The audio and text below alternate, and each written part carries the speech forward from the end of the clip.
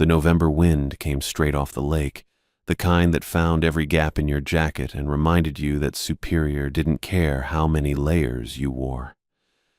I stood on the deck of the Iron Promise, hands shoved deep in my pockets, watching gray water churn against the harbor pilings. Duluth spread out behind me, docks and warehouses and the grain elevators that had been there longer than I had. 12 years I'd been pulling wrecks from these depths, 12 years of recovery work, of documenting what went down and bringing up what the lake decided to give back. Started as a diver, worked my way to captain, bought the Promise when her previous owner retired south where water stayed liquid year-round. The work was steady. Ships went down. Insurance companies needed proof. We provided it. The deck shifted under my boots as a swell rolled through. I'd replaced these planks twice, patched the hull more times than I could count, but she was solid, reliable. That mattered more than comfort when you were working salvage in water cold enough to stop your heart in minutes. Footsteps on the gangway. I turned as Clementine came aboard, that clipboard tucked under one arm and a waterproof folder in her hand. Her glasses had fogged from the temperature change, and she pulled them off to wipe them on her fleece. "Got the briefing," she said. I took the folder. Heavy stock, the kind insurance companies used when they wanted you to know the job mattered. Northland Maritime Insurance stamped across the top in blue ink. What are we looking at? Research vessel, the Meridian Star. Clementine consulted her clipboard. Went down 3 weeks ago, November 3rd. 16 crew presumed dead. I flipped the folder open. Coordinates printed on the first page. A position about 40 miles northeast of here, deep water. Bathymetric charts on the next page showed the lake floor dropping to nearly 800 feet. Recovery depth, but not comfortable. The kind of dive where you watched your gauges and didn't take chances. "Presumed dead," I said. "They find any bodies?" "None recovered. Coast Guard did a surface search for 4 days, found debris and an oil slick, called it." She adjusted her glasses. "We're being hired for documentation and recovery of the main hull if feasible." I turned to the next page. Standard insurance forms, liability waivers, the usual paperwork that said if we died doing this, it wasn't their problem. Then the payment terms. That's where I stopped. "This is triple rate." "I know." "For documentation." I looked at her. "Not recovery, not salvage. They're paying us triple to take pictures and file reports." Clementine's expression didn't change, but I'd worked with her long enough to catch the tightness around her eyes. That's what the contract specifies. Something wasn't sitting right. Insurance companies didn't pay triple rate out of generosity. They paid it when the work was dangerous, when the timeline was critical, or when they needed it done quiet and fast. I flipped through the rest of the folder.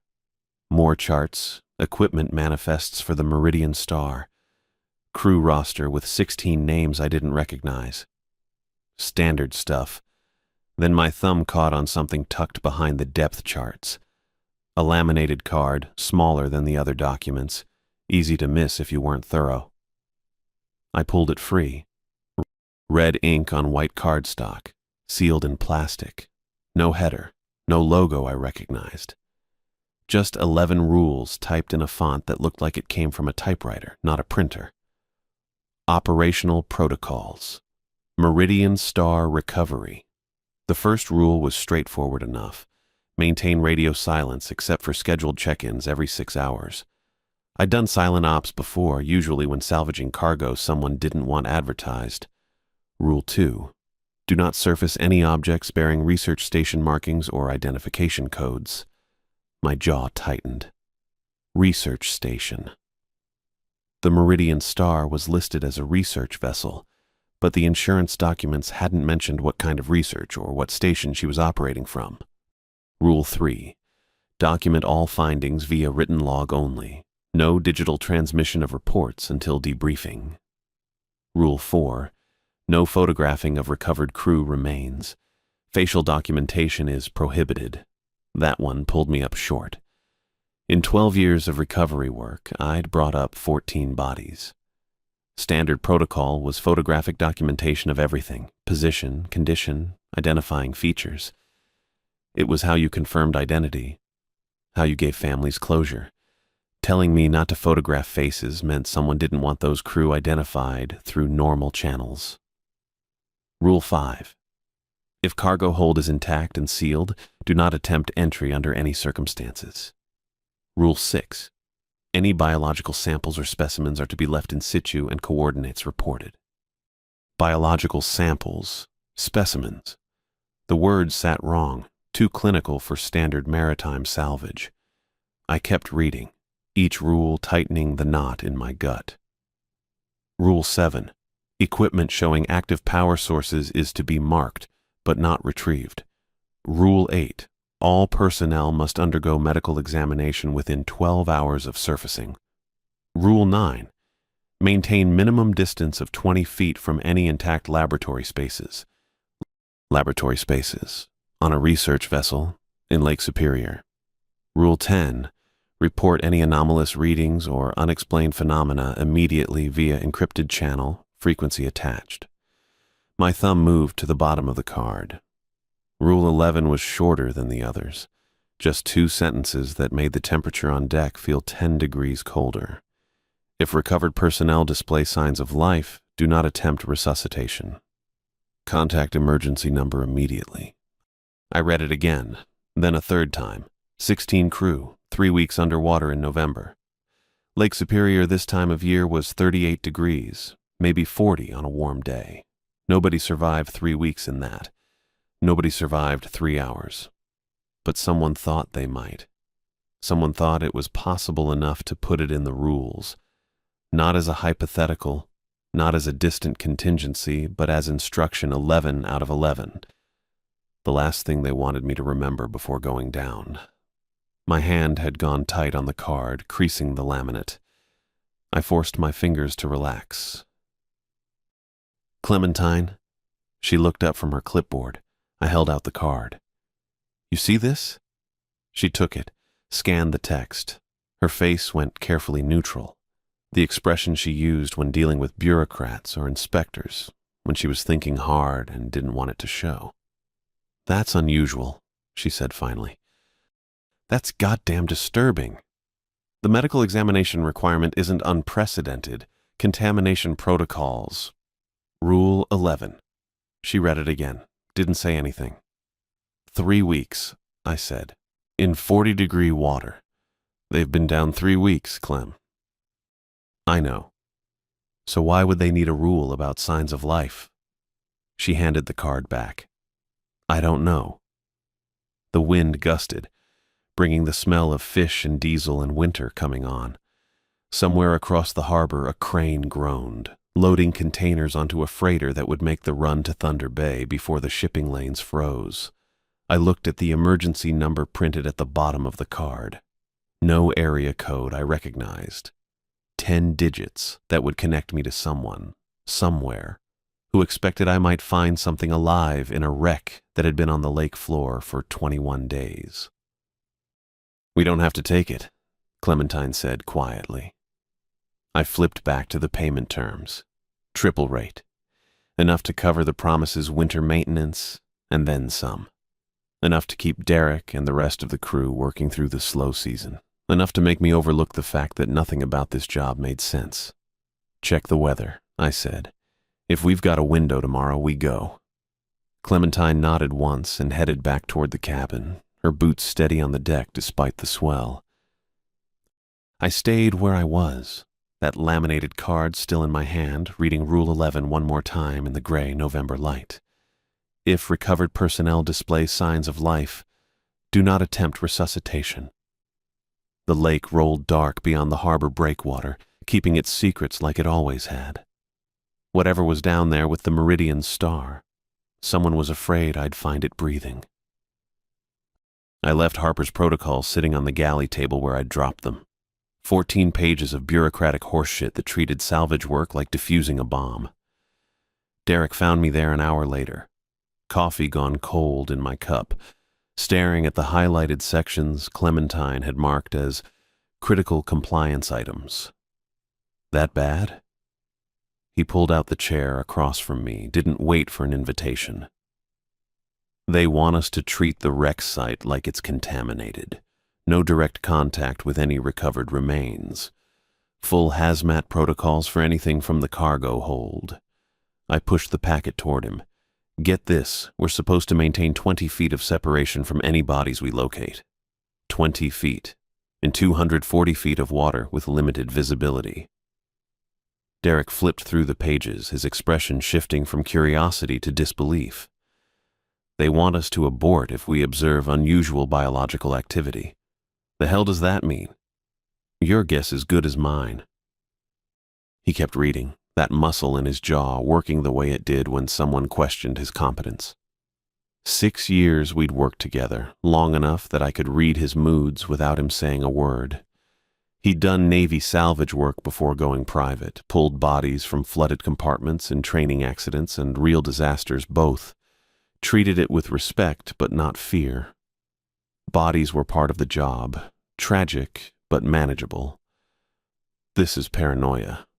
He set the packet down, tapped one finger on the hazmat section. 40-degree water, Lewis. Nothing survives down there. Whatever killed those crew members, it's long gone or it never existed in the first place. That's what I figure. They're covering their asses. Something went wrong on that ship, something they don't understand. So they're throwing regulations at it until it looks like they did their due diligence. He leaned back, crossed his arms. We've pulled bodies before. Never needed a goddamn hazmat team. I picked up my cold coffee, set it down again without drinking. Clementine thinks we should follow everything to the letter. Clementine's operations, not dive. She doesn't have to work in a suit with 20 extra pounds of gear that serves no purpose except checking boxes for some federal agent who's never been below 50 feet. Fair point. The hazmat additions would make the work harder, slower, more dangerous in their own way. Limited mobility, reduced visibility through the extra face shield, communications interference from the additional layers, all to protect us from bodies that had been sitting in near-freezing water for 8 months. So, what do you want to do? Derek asked. I pulled the packet back, found the section on ROV deployment. We run the ROV first. Standard procedure anyway. We always survey before sending divers down. We follow that part by the book, get a clear picture of what we're dealing with. And the rest? We use sense. Safety protocols that make sense, we follow. Decontamination procedures, fine. Careful handling of remains, absolutely. But I'm not aborting a dive because something moves in the current. And I'm not suiting you up like you're entering a reactor core. Derek nodded slowly. Reasonable guidelines, ignore the absurd ones. That's what they're paying us for, our expertise, our judgment. I closed the packet. Bodies don't resurrect in 40-degree water. Whatever happened on the Meridian Star, it's over. We're just documenting what's left. When do we deploy? First light tomorrow. Weather windows holding for the next 3 days. I stood, picked up my cup. Get the ROV prepped this afternoon. I want fresh batteries, full diagnostics on the camera system, and the high-intensity lamps. 240 feet means we'll need all the light we can push. Copy that. Derek rose, grabbed the protocol packet. I'll give this another read. Pull out anything that's actually useful. Let me know what you find. He paused at the galley door. You tell Harper we're going selective compliance? I'll tell her we're following appropriate safety measures based on our professional assessment of actual site conditions. Derek grinned. Bureaucrats speak, you're learning. 30 years on the water teaches you how to navigate more than storms. The ROV went over the side at 0600, gray dawn light turning the harbor water to brushed steel. I'd run through the checklist twice, Derek handling the tether while I controlled the descent from the console we'd set up on deck. The screen glowed pale blue, showing murky water and the occasional fish darting through the frame. Clementine stood behind me, tablet in hand, documenting everything. She hadn't argued when I'd outlined our approach, just made notes and asked pointed questions about which specific protocols we were implementing. Smart enough to know when to push and when to let experience guide the call. "Passing 100 feet," Derek called out. "Tether's running clean." The pressure reading climbed steadily. Water temperature held at 41 degrees, visibility dropping as we descended beyond the thermocline. I adjusted the lamp intensity, pushed the ROV into a slow forward glide toward the coordinates where the meridian star had gone down. Side-scan sonar had already given us a position, but sonar couldn't tell you about structural damage, couldn't show you if the wreck was stable or if it had broken apart on impact with the bottom. That's what the ROV was for. Eyes and cameras where human bodies couldn't go yet, not until we knew what we were sending Derek into. 150, Derek said. The water darkened to charcoal, then black. Our lamps cut through it in narrow cones, illuminating suspended particles that drifted like snow. I kept the ROV's descent steady, watching the depth gauge and the sonar return that was growing more solid on the screen. "Contact," I said, getting visual. The meridian star materialized out of the darkness like a ghost ship, sitting upright on the lakebed as if it had simply decided to park there and wait.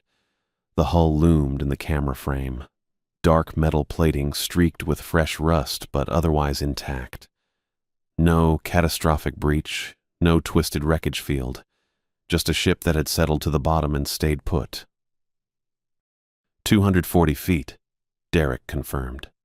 She looked stable. I piloted the ROV along the port side, cameras recording every detail. The deck rails stood undamaged, cargo cranes still secured in their housings. A few loose items, a life ring, some coiled rope, had shifted, but nothing suggested violent sinking. The ship looked more abandoned than destroyed. "Bringing her around to starboard," I said. That's where the Coast Guard report had noted the damage, and sure enough, there it was. A ragged tear in the hull, plating about 20 feet back from amidships, edges bent inward like something had punched through from outside. The tear was maybe 6 feet across, big enough to flood the lower compartments, but not catastrophic enough to sink the ship immediately. Clementine leaned closer. "Can you get the camera inside?" "Working on it." I maneuvered the ROV toward the tear, adjusting the lamp angles. The interior showed dark compartments, debris floating in the still water. Equipment, furniture, personal items drifting in the current the ROV's thrusters created. No bodies visible, but we'd expected that. The crew quarters were forward and above, not in this section. Then I brought the ROV up and over, heading toward the main cargo hold. The doors stood open. I stopped the ROV's forward motion, held position about 30 feet out. The cargo hold doors were massive things, hydraulic-operated hatches that sealed tight to keep weather out and cargo secure. They didn't just swing loose. They had to be unlocked, powered open, deliberately released. "That's wrong," Derek said. "Yeah. Those should be sealed. Even if the ship was taking water, those doors have independent systems. They wouldn't just pop open on impact." I moved the ROV closer, bringing the camera to bear on the door mechanism itself. The locking clamps sat in their open position, retracted fully, not damaged, not broken, released. Clementine's stylus tapped against her tablet, rapid, nervous rhythm. Could the crew have opened them? Maybe trying to jettison cargo to stay afloat? Maybe, but it didn't track. You didn't open your cargo hold when you were sinking. You sealed everything tight, tried to maintain whatever buoyancy you had left. Derek voiced what I was thinking. "Looks like someone opened them from inside, after she settled." Can't be. But I stared at the screen, at those deliberately retracted clamps, and couldn't find another explanation that fit the evidence. I pushed the ROV forward, bringing it to the threshold of the cargo hold. The lamps penetrated maybe 20 feet into the darkness before the black water swallowed the light. Cargo containers sat secured to the deck, their outlines barely visible, empty space between them where loading paths ran. Something moved in that darkness. Just a flicker at the edge of the lamp's reach, there and gone before I could process what I'd seen. I stopped the ROV, held it steady. "You catch that?" Derek asked. "Replay it." He worked the controls for the recording system, backing up the footage, 10 seconds. We watched the screen as the ROV approached the cargo hold, as the lamps pushed into the interior space. There, motion in the background, behind one of the containers. Something pale drifting across the gap. "Current," Clementine said. "Moving debris." I backed up the footage again, advanced it frame by frame.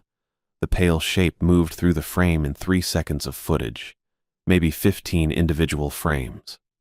I isolated the clearest one, enhanced the image resolution as much as our system allowed. Not debris.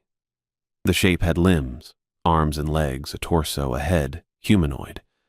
But the proportions were wrong, the joints bending at angles that human anatomy didn't allow. It drifted past the cargo hold entrance, pale as drowned flesh, its movement too deliberate for simple current. And it was retreating from our lights. I watched it 3 more times, that thing pulling back into the darkness away from the ROV's lamps. Intentional, purposeful, aware. Derek's hand gripped the edge of the console, knuckles white. "Tell me that's a body. Tell me that's just one of the crew and the currents moving it strange."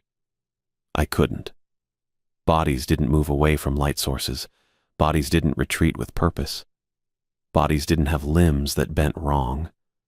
The ROV's camera stared into the cargo hold darkness, recording nothing but black water and the faint outlines of secured containers. Whatever I'd just seen, it had gone deeper into the ship, away from our observation. Waiting. I should have called it off right there. That's what the protocols said. What common sense demanded. What 42 years of life, 20 of them on the water, should have taught me about trusting my gut when something felt wrong. But Derek was already suited up, tanks checked, helmet sealed. The iron promise rolled gentle in the swell, conditions as good as we'd get this time of year. And I kept thinking about that shape moving through the Meridian Star's interior, about Harper's warnings that felt more like threats, about 3 weeks of wondering what the hell was down there. "Send you down," I said. Derek's grin split his face, visible through the helmet faceplate. "Now we're talking." 30 minutes max. First sign of trouble, you surface. I don't care if you're 2 feet from something interesting. Copy that, Captain. Clementine worked the winch controls, her jaw set tight. She hadn't said a word since I'd made the call, but I could read the disapproval in every rigid line of her shoulders. Derek went over the side clean.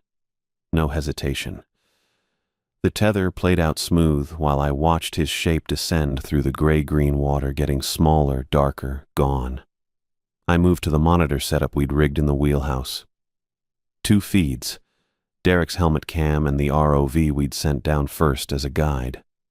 The screens showed murky water, sediment stirred by Derek's descent, the ghost outline of the wreck emerging from the gloom below. Depth at 40 feet, Derek's voice came through clear on the comms. Visibility about 15. Copy. How's the current? Manageable. Getting some pull from the northeast, but nothing I can't handle. The Meridian Star took shape on the monitors, lying on her side like she'd just decided to rest. Her hull showed impact damage along the port side, the reef that had opened her up and sent her down. But the structure looked intact otherwise. No major breaching beyond the initial wound. Derek approached the cargo access hatch we'd identified on the ROV pass.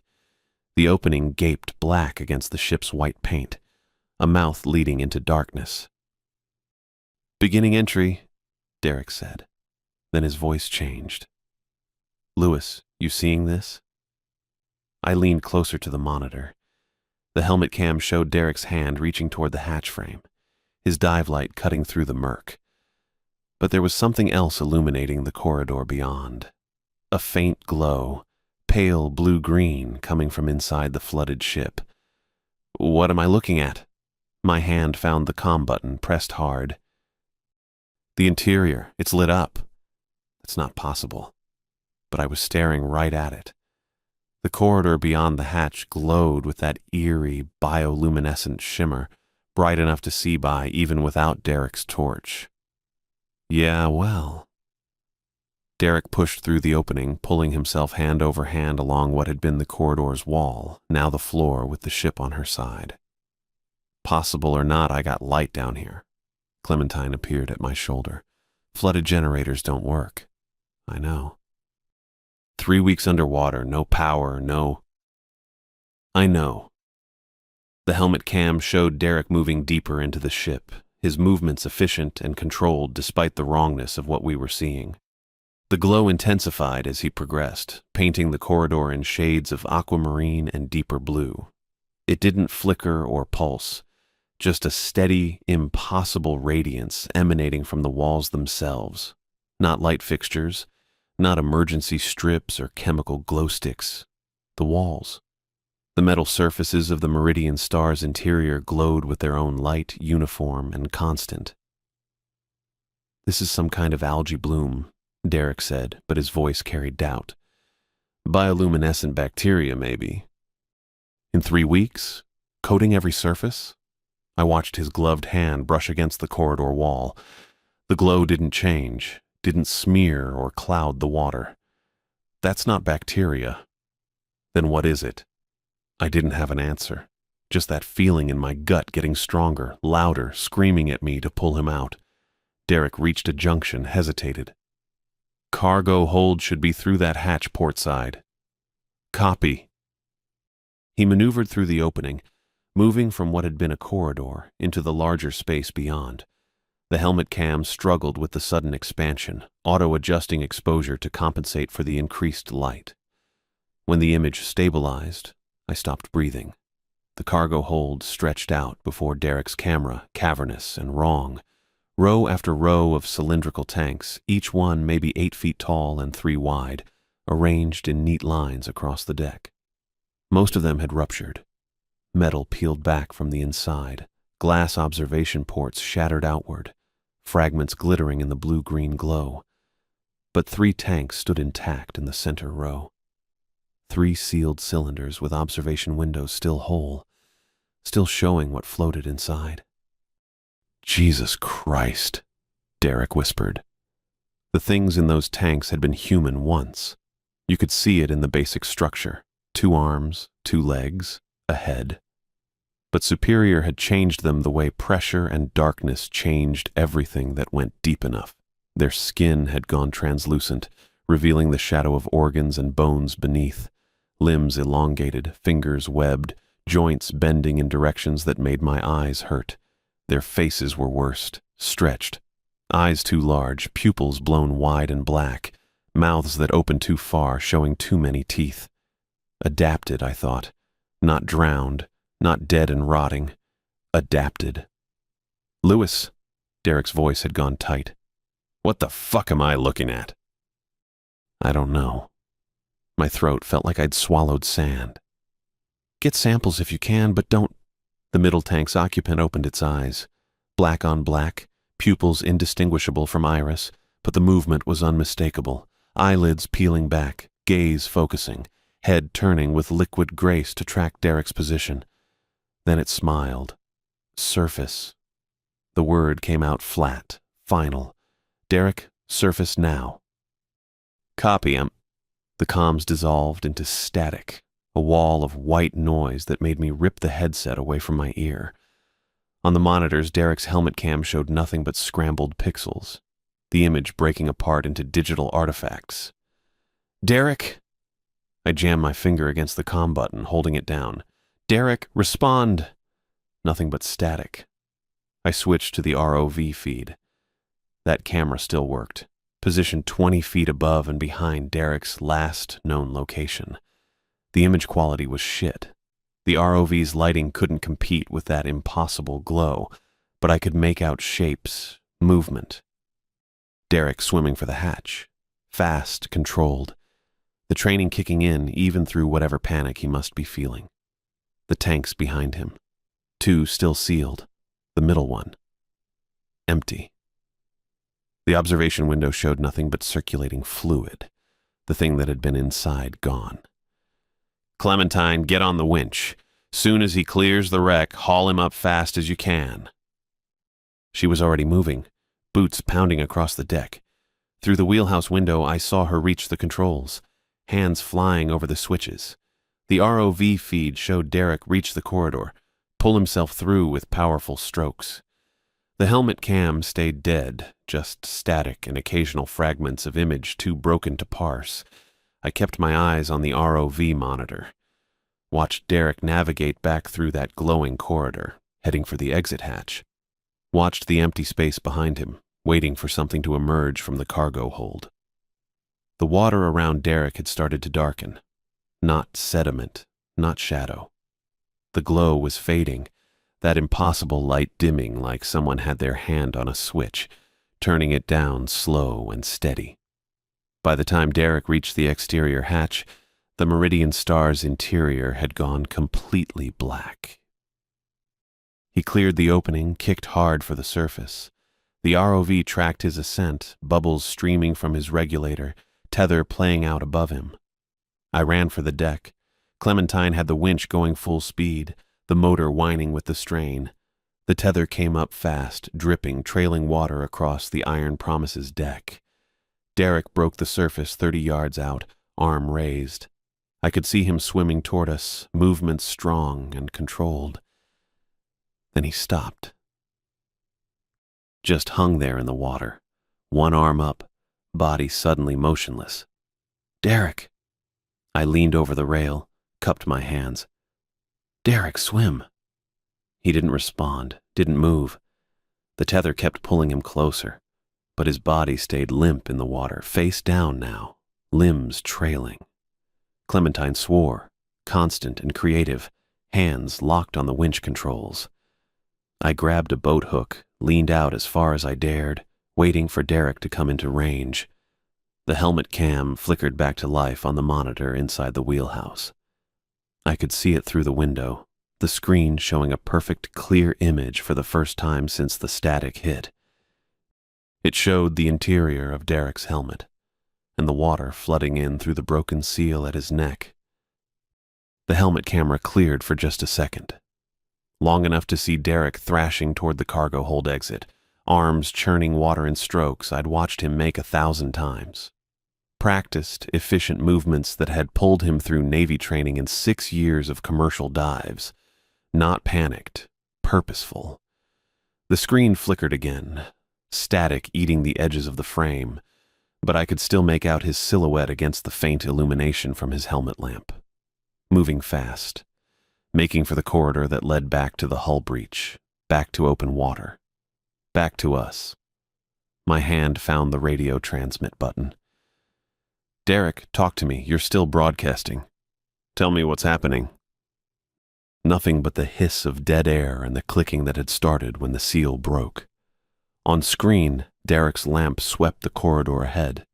Metal walls scored with rust, that same strange corrosion pattern we'd seen on the exterior hull.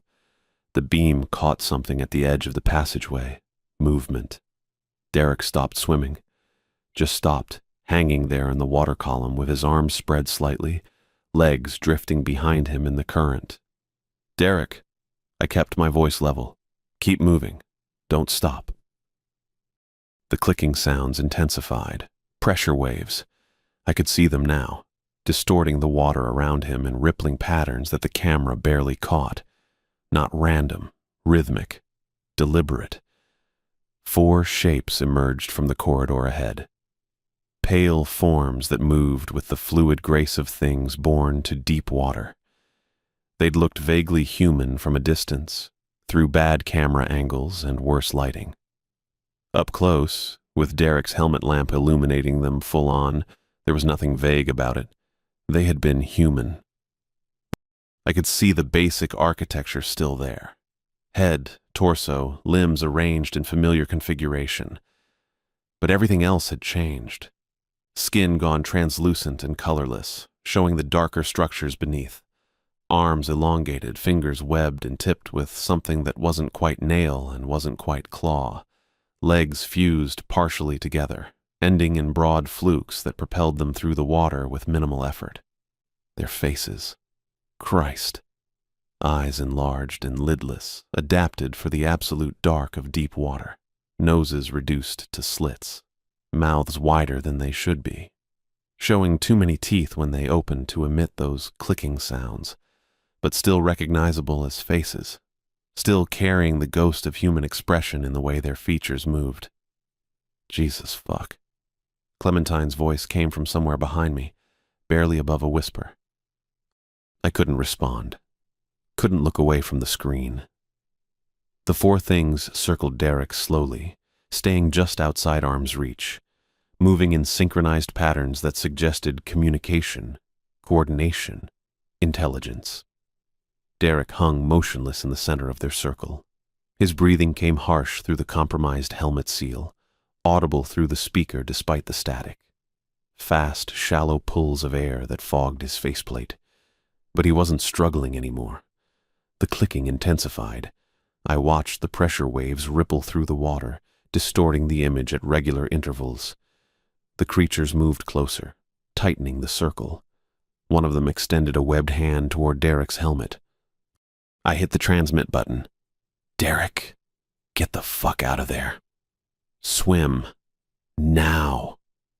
He didn't move. The creature's hand made contact with his helmet, fingers splaying across the faceplate. The clicking changed pitch, dropping to a lower frequency that I felt more than heard through the speakers. A thrumming that set my teeth on edge and made something primitive in my brain stems scream warnings. The other three moved in, surrounding him completely now, bodies undulating in the current, all of them touching some part of his suit, his helmet, his tanks. The pressure waves synchronized, built on each other, created patterns in the water that the camera registered as geometric distortions in the frame. They were communicating. Not with us. With Derek. I realized I was gripping the monitor housing hard enough to hurt. Clementine stood frozen beside me, one hand covering her mouth. Through the window, I could see the lake surface, dark water rolling under gray sky. 200 feet below us in the drowned cargo hold of the Meridian Star, something was happening that shouldn't be possible. The static cleared. All at once, like someone had flipped a switch. The image went crystal sharp, clearer than it had been since Derek entered the wreck. I could see individual rust flakes drifting in the water, the texture of the creature's translucent skin, the precise geometry of their webbed fingers where they pressed against Derek's helmet. And I could see his face through the faceplate, calm, absolutely calm, the panic gone from his eyes, replaced by something I couldn't name. His breathing had slowed, steadied. He hung in the water with the four creatures surrounding him, and he looked peaceful. Lewis. His voice came through clear and steady, no static, no distortion, just Derek, speaking in the measured tone he used when he was working through a problem. I need you to listen. Don't interrupt. Just listen. My thumb found the transmit button. Derek, we're getting you out. Stay calm. They're not hurting me. His eyes stayed fixed on something beyond the camera's view. One of the creatures, maybe. Or all of them. They're trying to explain. They've been trying since I entered the cargo hold, but I couldn't understand, couldn't hear properly. The clicking continued, softer now, gentle pressure waves that barely registered on camera. They were the research team, Derek said. Dr. Sarah Chen, Marcus Whitfield, Jennifer Park, Thomas Brennan, all four of them. They found something in the samples they pulled from the deep trench. An organism. Microscopic. Lives in the pressure zones where nothing else can survive. I watched one of the creatures, Chen, Whitfield, Park, Brennan, what did the names matter now, tilt its head in a gesture that was almost human. Almost. It changes you, Derek continued. His voice held no fear. That scared me more than anything else. Rewrites your biology from the inside out. Adapts you for the deep water, the cold, the pressure.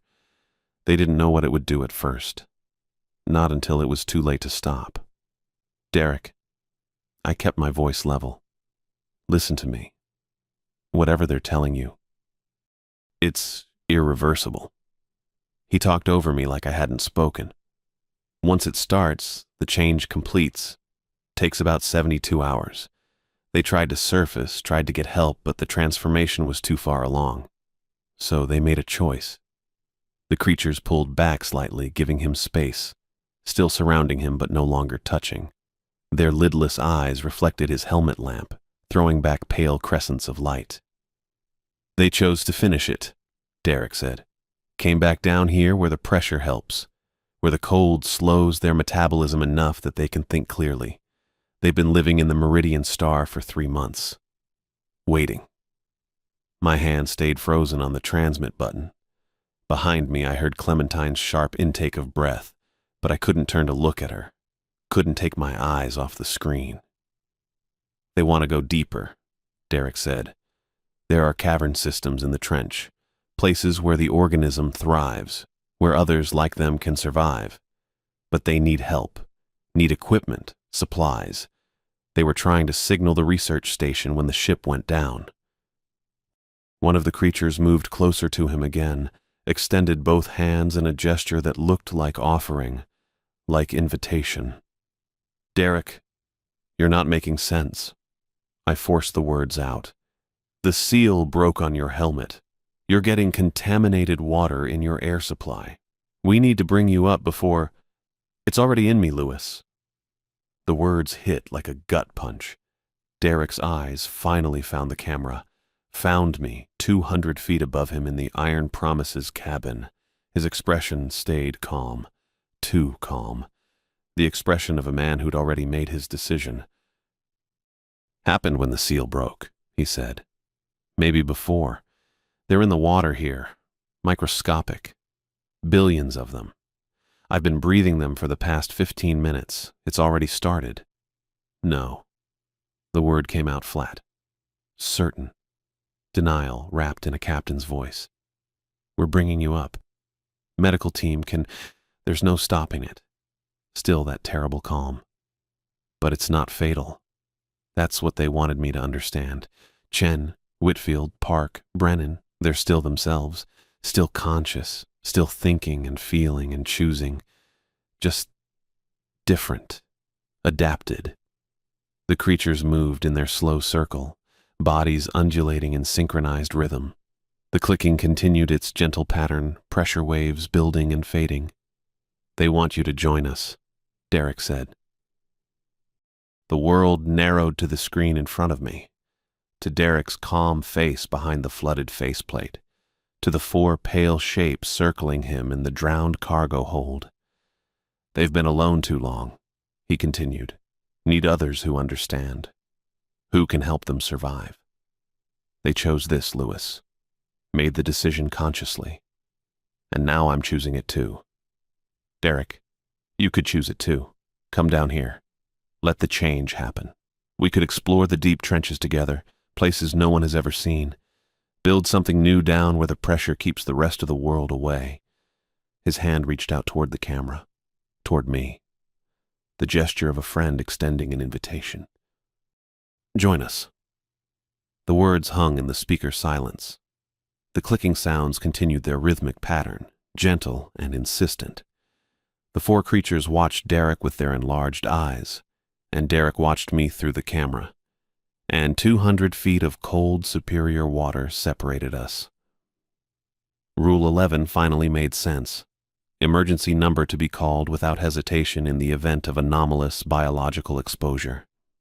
I'd thought it was about resuscitation, about getting medical help fast when something went wrong on a dive. But Harper had been specific about the language, containment, quarantine protocols. The whole briefing focused on keeping something isolated, keeping it from spreading, not keeping divers safe, keeping everyone else safe from what the divers might bring back. The protocols hadn't been paranoia. They'd been preparation. Every rule I'd dismissed as bureaucratic overcaution had been written by people who knew exactly what was down there, who knew what the research team had found, what they'd become, who knew it could spread. The suit inspection requirements, the decontamination procedures, the sealed sample containers, and the prohibition on bringing anything back without clearance.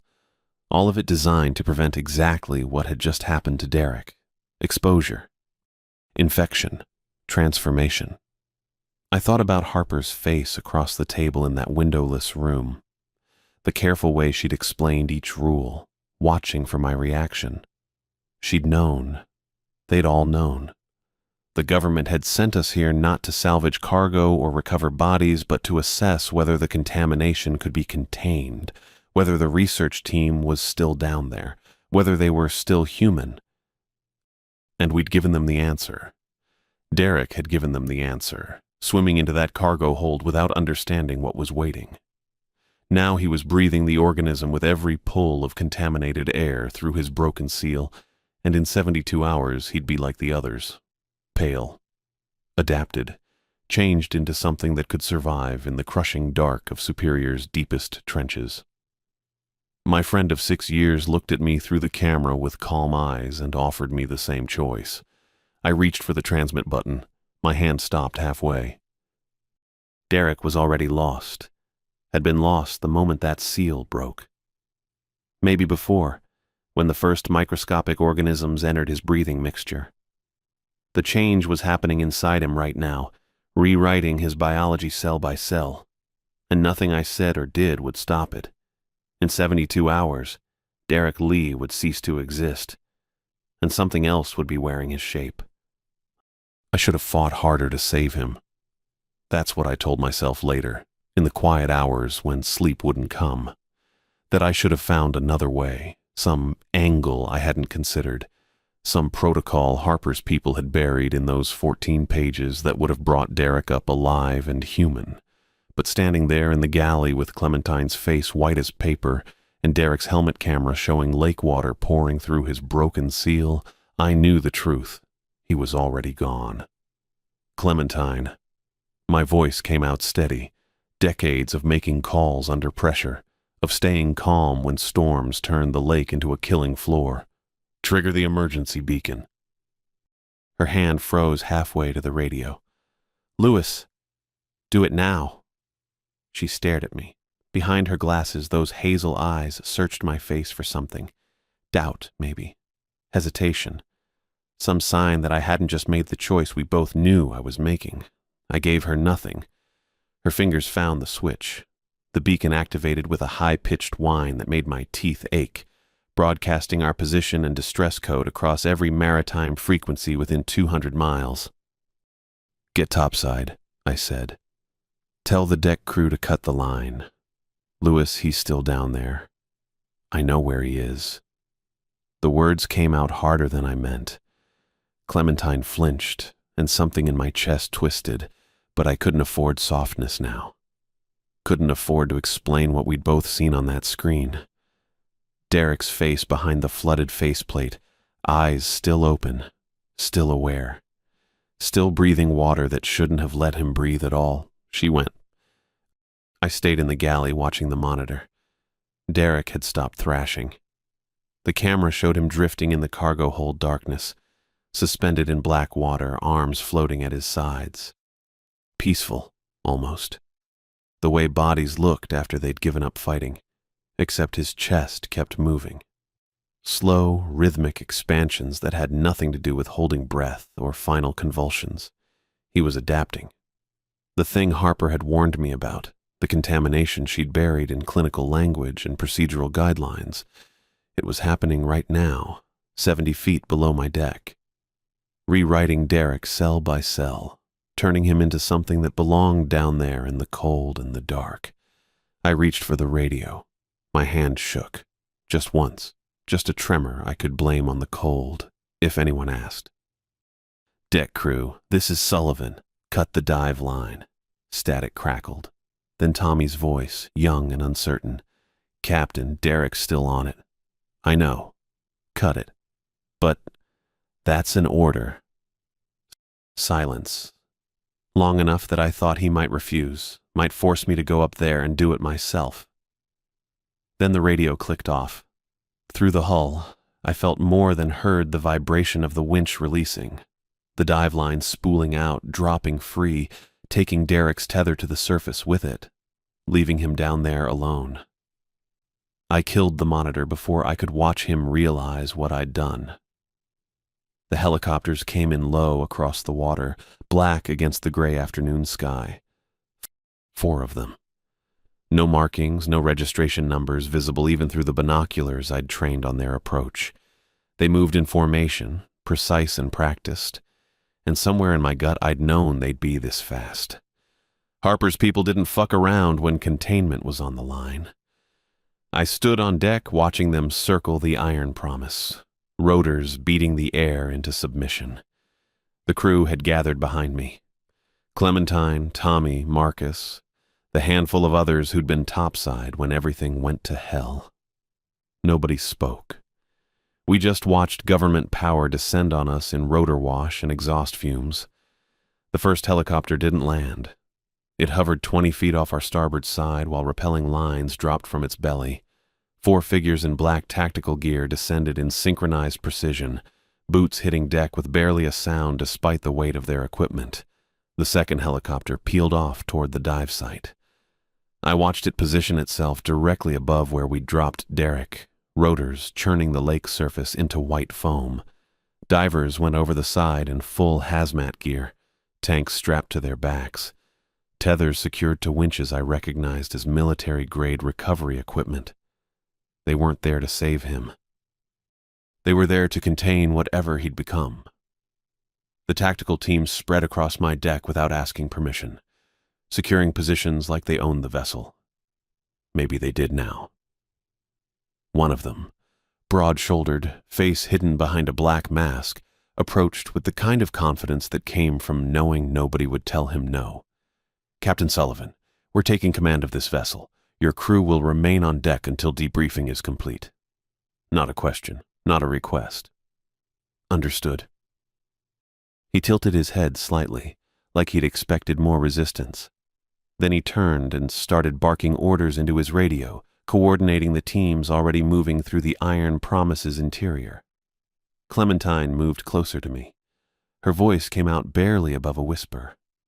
"Lewis, what's happening?" Exactly what Harper said would happen. "Derek is gone." The words tasted like ash. True, though.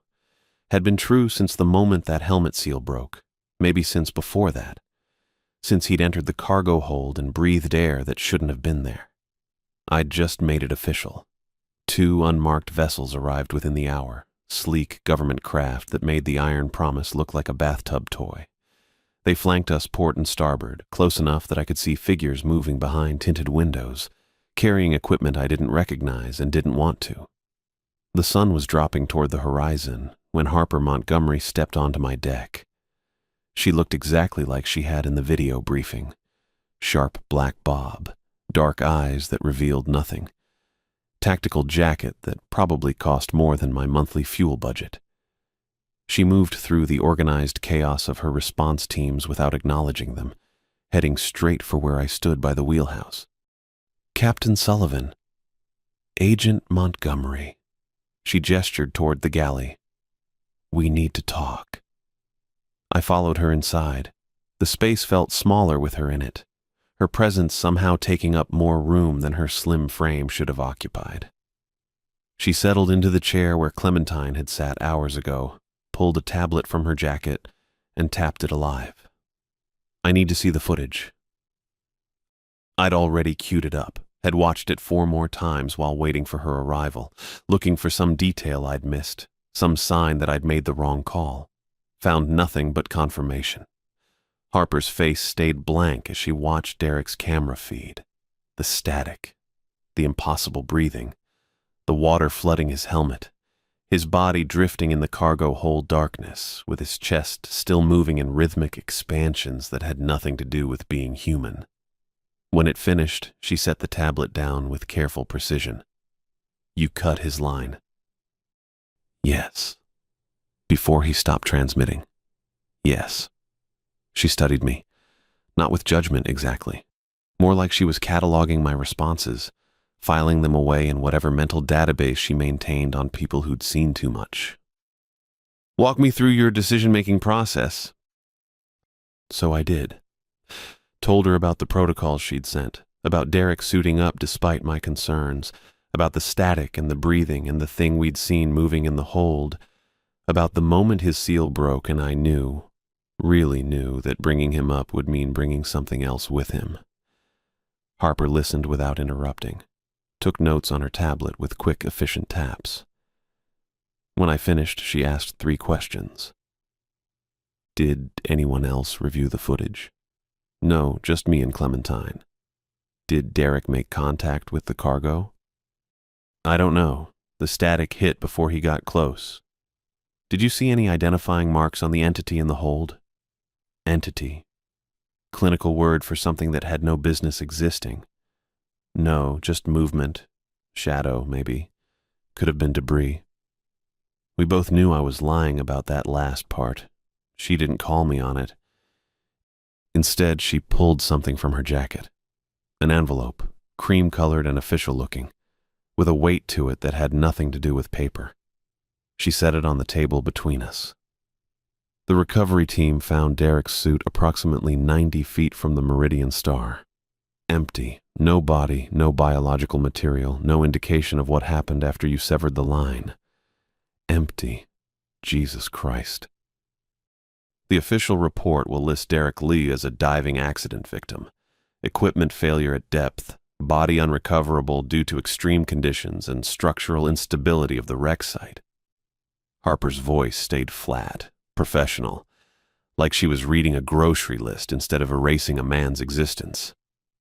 "The site is now classified. The Meridian Star and surrounding area are off limits to all civilian salvage operations indefinitely. And my crew will be debriefed individually and offered compensation for their cooperation and discretion." She tapped the envelope. "This is yours." I didn't touch it. "How much?" "Enough to retire comfortably. Sell the iron promise if you want, or keep her docked and never take another job. Your choice." "And if I talk?" "You won't." Not a threat, just a statement of fact, delivered with the same clinical precision she'd used for everything else. She was right, though. Where would I talk? Who would I tell? Derek's family deserved to know what happened to him, deserved something more than equipment failure and unrecoverable remains. But what would I give them? The truth. That their son had been taken by something in the deep, transformed into God knows what, and that I'd cut him loose to save everyone else? That the government had cleaned up the mess and paid me to forget it ever happened? Some truths were worse than lies. I picked up the envelope. Heavier than I'd expected. The kind of heavy that came from guilt and blood money and choices you couldn't take back. "Derek was a good diver," I said. 6 years, never missed a safety check, never took stupid risks." "I'm sure he was. His family should know that." Harper stood, smoothing her jacket with practiced efficiency. The official notification will emphasize his professionalism and experience, that the equipment failure was unforeseeable, and that he followed all protocols. Protocols. The word tasted bitter. She moved toward the door, then paused. For the first time since boarding, something almost human flickered across her face. Not quite sympathy, more like recognition. "You made the right call, Captain Sullivan. It doesn't feel like it now. Probably won't for a long time. But you saved your crew and prevented a containment breach that would have cost significantly more lives. That's supposed to make me feel better." "No. It's supposed to be the truth." She left without waiting for a response. I sat alone in the galley, envelope in my hands, listening to her teams dismantle my dive operation and secure the site where I'd left Derek to whatever fate awaited things that stopped being human. The check inside was for $2,300,000. I didn't open it again for 6 months. They cleared out before midnight, taking their helicopters and unmarked vessels and tactical teams with them. Left the Iron Promise floating in dark water with her dive equipment seized as evidence and her captain sitting in the wheelhouse with blood money in his pocket. Clementine found me there around 0200. She'd been debriefed, signed her own stack of non-disclosure agreements, accepted her own envelope with the same numb silence I'd managed. "They're calling it equipment failure," she said. "I know. Derek checked that seal himself 3 times. "I know." She stood in the doorway, backlit by the running lights, and I could see her hands shaking, just slightly. The kind of tremor you got when adrenaline finally wore off and left you with nothing but the weight of what you'd witnessed. Did we do the right thing? I'd been asking myself the same question for 8 hours.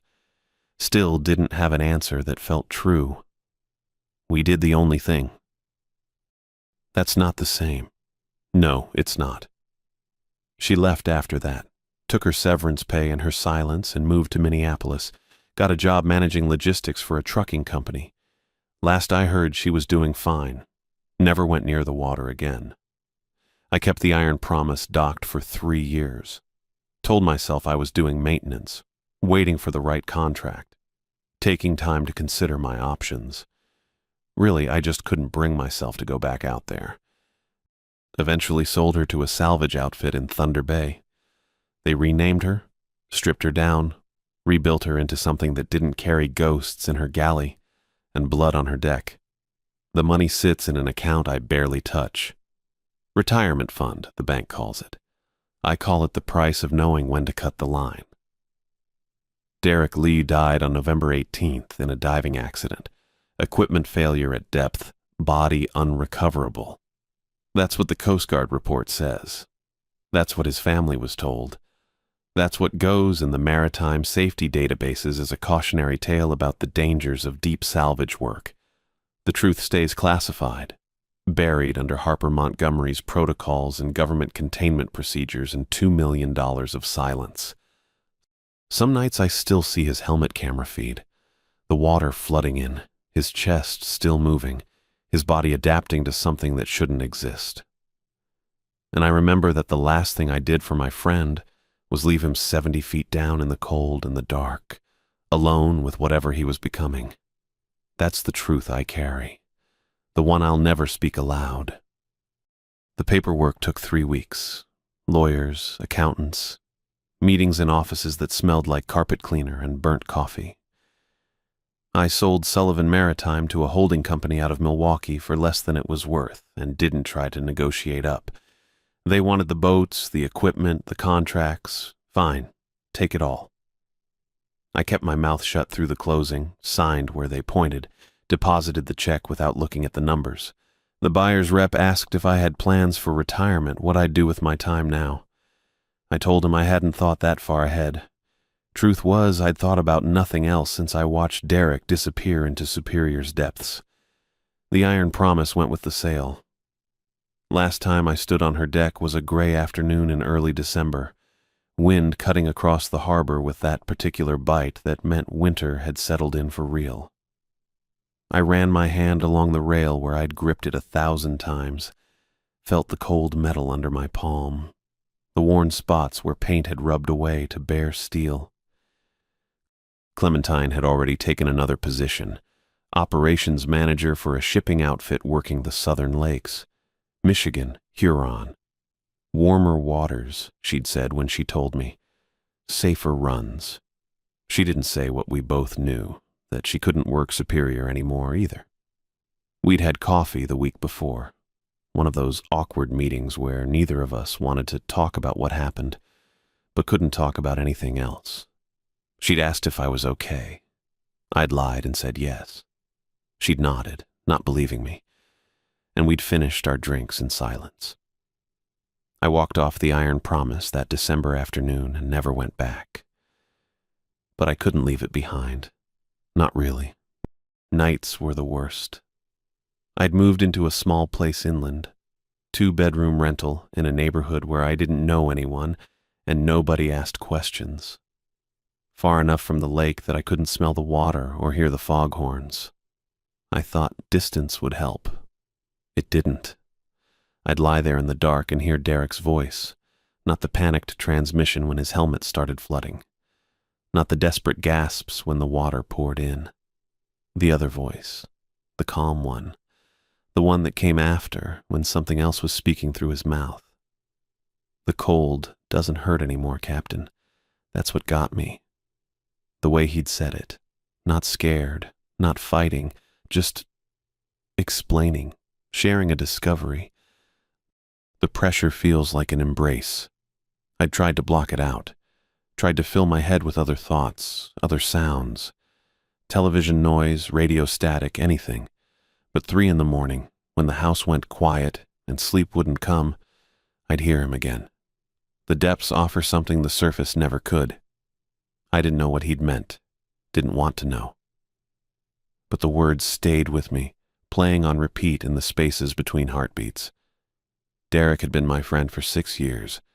I'd trusted him with my life, with my crew, with salvage operations that could kill you if someone made a single mistake. And I'd left him down there. Harper had called it the right decision. Protocols existed for a reason. I'd saved 3 lives by following procedure. The infection vector had been contained. Her words, clinical and clean, didn't change what I'd done. Didn't change that Derek Liu had drowned 70 feet below the surface while I stood on deck and watched it happen. That his body had been transformed into something inhuman while his voice stayed calm and measured, explaining how good it felt to let go. I'd abandoned my friend to the darkness. That was the truth I carried, the one that sat in my chest like a stone, cold and heavy and permanent. The lake kept her secrets, always had. Superior was old and deep and patient, and she'd swallowed more ships, more lives, more mysteries than anyone could count. The Meridian Star was just one more wreck in her collection. But now I kept a secret too. Harper's people had sealed the records, classified the incident. The official report said the salvage operation had been suspended due to equipment failure and hazardous conditions. Derek Lee had died in a diving accident, standard boilerplate, nothing unusual. They'd paid me to stay quiet. Not directly, not in so many words. But the settlement that came with the non-disclosure agreement had been generous enough that I understood the arrangement. Take the money, keep my mouth shut, never speak about what I'd seen or what I knew. I took it. What else was I going to do? So I carried the knowledge alone, the understanding that somewhere beneath Superior's surface, in the flooded corridors of the Meridian Star, Derek wasn't really dead, not in any way that mattered. His body was still down there, transformed, adapted, waiting. And he wasn't alone. The Meridian Star's crew had gone down with the ship 6 months before I ever arrived. 15 men and women who'd drowned when she sank. Harper had mentioned contamination in the cargo hold, bioweapon exposure, something that survived in the cold water and the crushing pressure. I knew what that meant now.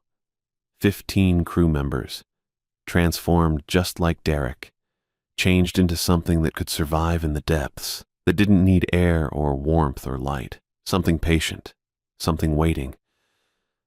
The thought kept me awake more than Derek's voice did. I'd see it in my mind, those flooded corridors, the darkness beyond my helmet lights, the shadows that moved wrong. I'd remember the figure I'd glimpsed through the cargo hold entrance, human-shaped but not human anymore. They were down there, all of them. The Meridian Star's crew and Derek adapted to their new existence, living in the wreck like it was home, waiting. I tried to convince myself it didn't matter. The Meridian Star was off limits now. Harper's people had made sure of that. No salvage company would touch her. The coordinates were flagged, the site was restricted, and anyone who tried to get close would face the kind of federal response that ended careers. But I knew better, knew how the industry worked, how bureaucracy moved slow and memory moved slower, how regulations got forgotten, how restricted sites got declassified, how time and budget cuts and changing priorities meant that eventually someone would decide the Meridian Star wasn't dangerous anymore. 5 years, maybe 10. Long enough for Harper to retire, for new administrators to take over, for the incident to become a footnote in some database that nobody checked, and then another salvage company would get the contract. Some outfit that didn't know the history, didn't understand what they were dealing with. They'd send down divers, maybe ROVs first, standard procedure. They'd find the wreck intact, cargo secured, everything looking clean and professional. They'd think it was an easy job. I'd thought the same thing. I remembered standing on the Iron Promise's deck that first morning, coffee steaming in the cold air, watching Derek suit up with that easy confidence I'd trusted for 6 years. I dismissed Harper's warnings as paranoia, bureaucratic overcaution, the kind of nonsense that government people invented to justify their jobs. The rules had seemed excessive. The protocols had felt like theater. I'd been so sure I knew better. And Derek had paid for my certainty with his humanity. So yeah, I knew. Knew that somewhere down the line another captain would make the same mistake I did, would think the warnings were overblown, would trust their experience over procedures they didn't understand, would send their crew into the depths because the job looked straightforward and the money was good. They'd ignore the rules just like I had, and the transformed crew of the Meridian Star would be waiting for them. Patient, adapted, ready. The lake would claim more victims. The infection would spread. More divers would hear that calm voice explaining how the cold didn't hurt, how the pressure felt good, how the depths offered something worth surrendering to. I couldn't stop it. Couldn't warn anyone without breaking the non-disclosure agreement. Couldn't speak up without risking everything Harper's people had paid me to forget. All I could do was carry the weight of what I'd witnessed and what I'd done. The knowledge that I'd helped create what waited below.